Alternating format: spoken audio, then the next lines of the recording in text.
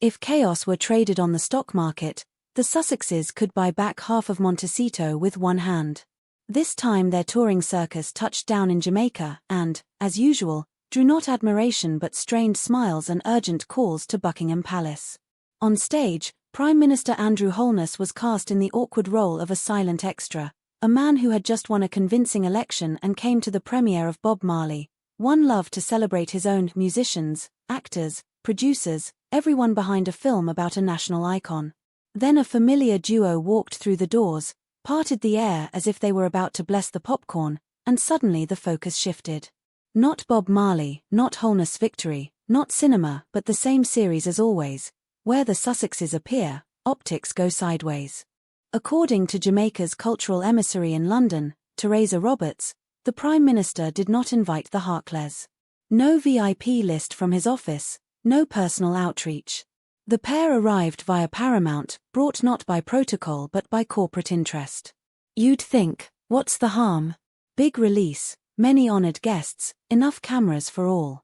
But the moment the first flash popped, the image tilted, Holness in the middle, flanked by Meghan in a ball outfit 3 tones grander than the dress code, and Harry with his perennial look of either I slept badly or I lost another bet.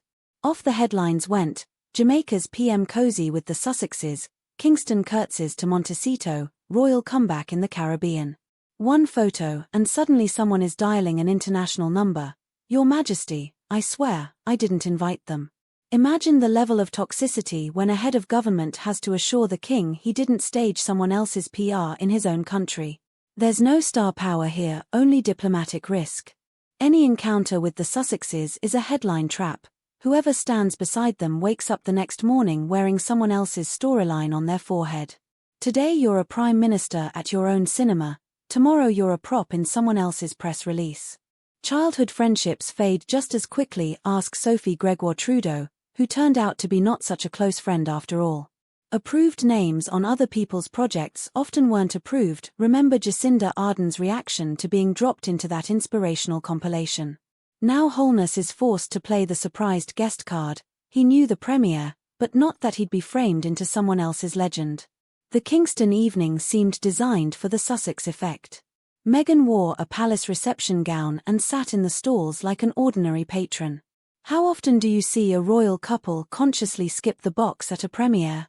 Here it read not as modesty but calculation surface among the crowd so you accidentally land in every pulse of the cameras. Beside her, Harry had the energy of a man already back in California. At least there no one would park a prime minister at his side and then make him scrub off unintended interpretations. Press offices explained protocols, photographers earned their fees, Paramount's PR team logged international impact in the recap, and only one person fully grasped what was happening, Holness himself. He understood it and reached for the phone. It stings more because of context. In 2022, under this same Holness, Jamaica hinted loud and clear, the path to a republic was not if but when. William and Catherine's visit ran cool, the PM spoke of moving forward, gently but firmly steering the country out of the monarchical orchestra. A portrait of mature independence, royal visits by respect, not by directive. And now that same leader ends up in a shot that reads like endorsing a couple who've traded in family drama for 3 straight years. Karma? Hardly. More like a lesson in how one bad optic can unravel months of careful line drawing. None of this would happen without a simple formula. Where the Sussexes go, a pop-up press gaggle follows. They don't crash events out of malice, they've just long treated any spotlight as suitable. And people nearby have grown tired of that light. One day a prime minister wakes up an ally to someone else's campaign, another day a civic leader becomes their inspiration in someone else's montage, a head of state is cast as a co-participant in another milestone on the road to independence from the family.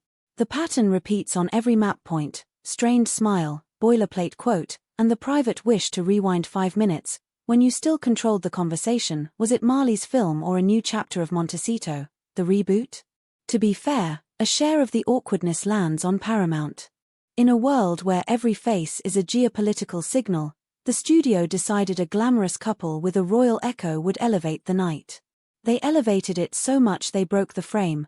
For a few hours the film about Jamaica's musical legend turned into a film about 2 people who continue starring in themselves. A red carpet shouldn't host foreign plot lines. But this pair has its own gravity. They pull events into their orbit even when they came to just watch a movie. And let's say the quiet part out loud, none of these moves wins respect for them or for those standing near them. When Holness, who hardly lacks for real work, has to clarify that he and the couple run different lines of communication, that's not global maturity. That's crisis management in kid gloves. We're not in the same boat, he says gently but plainly, because sharing a boat with these passengers guarantees a morning of headlines in which you perform a role you never rehearsed. What stuck with guests that night? Not the Sussexes' monologues, you could barely hear them. It was the tableau, a reception gown, a people's seat, a photo between the PM and the couple, and a crackle in the air like pre-storm static. It should have been one of those rare cases where the pair could play it clean and distant, walk the carpet, greet the cast, disappear into the dark. But clean and distant hasn't been their mode for a long time. Every gesture aims for the click where the frame isn't Bob Marley or the director, but a brand that long ago turned other people's moments into traffic. That's the Sussex effect. Smiles get replaced by explanations. Handshakes by official clarifications, not our guests. A group photo by a call to London, we didn't organize this. Anyone caught in the conveyor belt spends the next day writing, we're not part of their strategy, because otherwise you're quietly drafted into someone else's camp.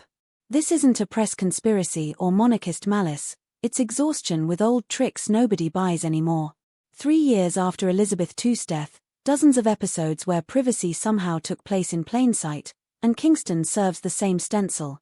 You didn't invite them, yet there they are. You didn't plan it, yet you're in it. You didn't want it, yet you're explaining it. The funniest and saddest part is how the pair warps an event's status. Royals appear, but there's no box, just a glamorous dress and seats among the people. High-profile guests arrive, but instead of an A-list seating chart, you get moviegoers who came for Marley and got a bonus feature rated 18+ for protocol staff. What does it mean? The industry bows politely to their media value while keeping its distance. No one wants to be the next Sophie, Jacinda, or Holness in a post-facto clarification. No one wants their normal job turned into someone else's manifesto. The main lesson from Kingston isn't about them, it's about boundaries. You come to a premiere that, for the country, is more than a film. It's cultural diplomacy. It's respect for a symbol. It's a day when a nation remembers a voice the world knew. If your loud biography knows how to behave quietly, you become part of a shared pride.